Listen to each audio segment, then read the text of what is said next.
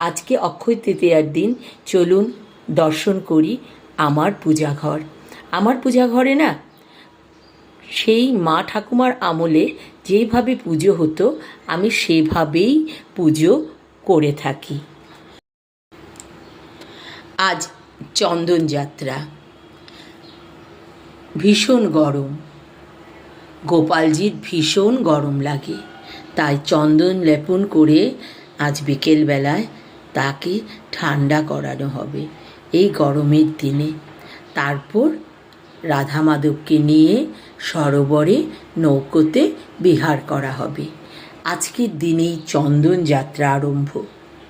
তারপর আমাদের এই বিশ্বব্রহ্মাণ্ড রচনা করেছেন ব্রহ্মা, আর ব্রহ্মাজি বিশ্বব্রহ্মাণ্ড রচনা সৃষ্টি করেছিলেন এই দিনেই।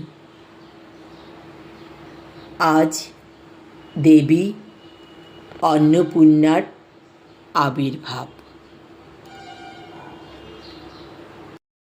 দেবী ভগবতী গঙ্গে আজকেই এই পৃথিবীতে অবতরণ করেছিলেন।